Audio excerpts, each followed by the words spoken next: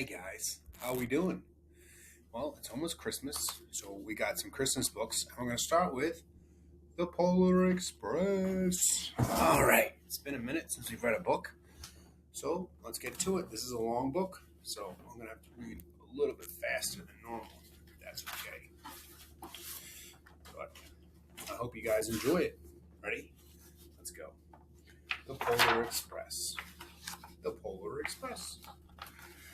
Do re mi fa sol la ti do. Hi, Lincoln.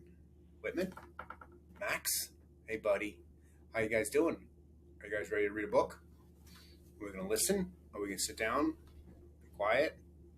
All right. Let's pay attention, okay? On Christmas Eve, many years ago, I lay quietly in my bed. I did not rustle the sheets. I breathed slowly and silently. I was listening for a sound. The sound of a friend told me I'd never hear. The ringing of bells of Santa's sleigh. There is no Santa, my friend insisted, but I knew he was wrong.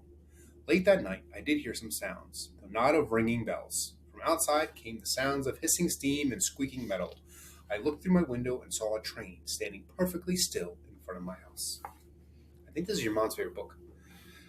It was wrapped in an apron of steam. Snowflakes fell lightly around it. A conductor stood at the open door of one of the cars. He took a large pocket watch from his vest and then looked up at my window.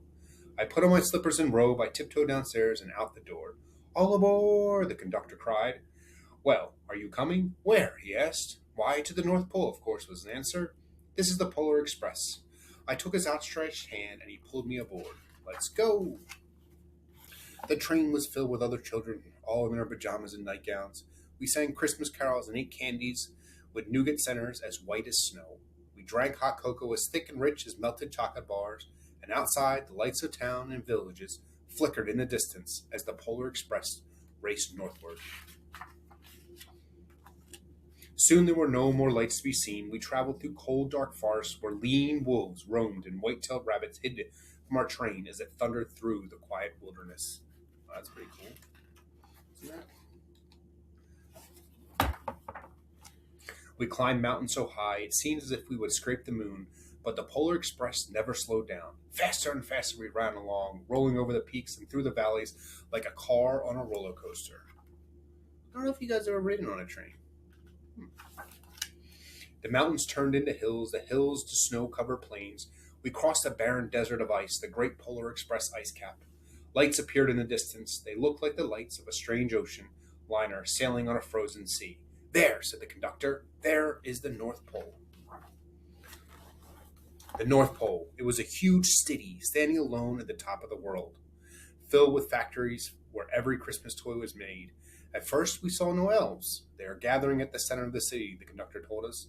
That is where Santa will give the first gift of Christmas. Who receives the first gift? Who receives the first gift? We all asked. The conductor answered, he will choose one of you. Look, shouted the children, the elves.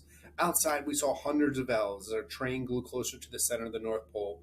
We slowed to a crawl, so crowded were the streets with Santa's helper. When the Polar Express could go no farther, we stopped, and then the conductor led us outside. We pressed through the crowd to the edge of the large open circle. In front of us stood Santa's sleigh. The reindeer were excited. They paced and pranced, ringing the silver sleigh bells that hung from their harnesses. It was a magical sound, like nothing I've ever heard. Across the circle, the elves moved apart, and Santa Claus appeared. The elves cheered wildly. He marched over to us, pointing to me. Let's have this fellow here. He jumped into a sleigh. The conductor handed me up. I sat on Santa's knee, and he asked, now what would you like for Christmas? What do you want for Christmas, Lincoln? What do you want, Whit? Max? Do you want something for Christmas? I knew that I could have any gift I imagined, but the thing I wanted most for Christmas was not inside Santa's giant bag. What I wanted more than anything was one silver bell from Santa's sleigh. When I asked, Santa smiled and then gave me a hug and told enough to cut a bell from one of the reindeer's harness. The elf tossed it up to Santa. He stood holding the bell high above him and called out, the first gift of Christmas! The clock struck midnight as the elves roared their approval. Santa handed the bell to me, and I put it in my bathrobe pocket. The conductor helped me down the sleigh. Santa shouted out the reindeers' names and cracked his whip. His team charged forward and climbed into the air. Santa circled once above us, then disappeared in the cold, dark polar sky. As soon as we were back inside the Polar Express, the other children asked to see my bell. I reached in my pocket, but the only thing I felt was a hole. I had lost the silver bell from Santa's sleigh. "Let's hurry outside and look for it," one of the children said. But the train gave a sudden lurch and started moving forward. We were on our way home. It broke my heart to lose the bell. When the train reached my house, I sadly left the other children. I stood at my doorway and waved goodbye. The conductor said something from the moving train, but I couldn't hear him. "What?" I yelled. He cupped his hands around his mouth. "Merry Christmas!" he shouted. The Polar Express let out a loud blast from its whistle and sped away. On Christmas morning, my little sister and I opened our presents.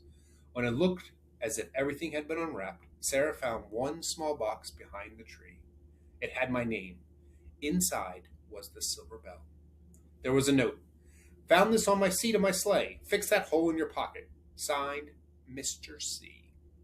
I shook the bell. It made the most beautiful sound my sister and I had ever heard. But my mother said, "Oh, that's too bad." "Yes," said my father, "it's broken." When I had shaken the bell, my parents had not heard a sound.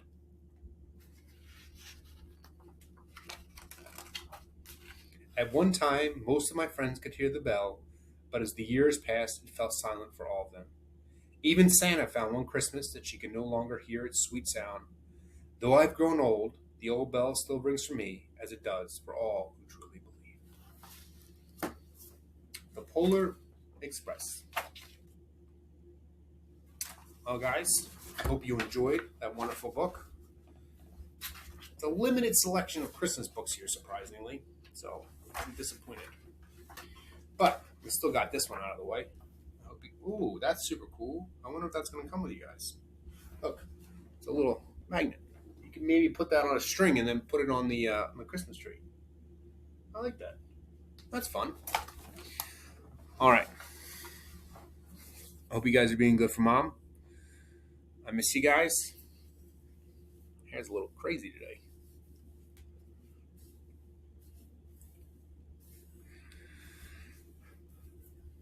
Need a hat. I wanted to wear a Santa hat, but I left it somewhere, so I'm not wearing that today. All right. I love you guys. I hope you guys have a wonderful day. I miss you. I miss you, Lincoln. I miss you, Whit. I miss you, Max. All right. Be good. I miss you, Jericho. I love you.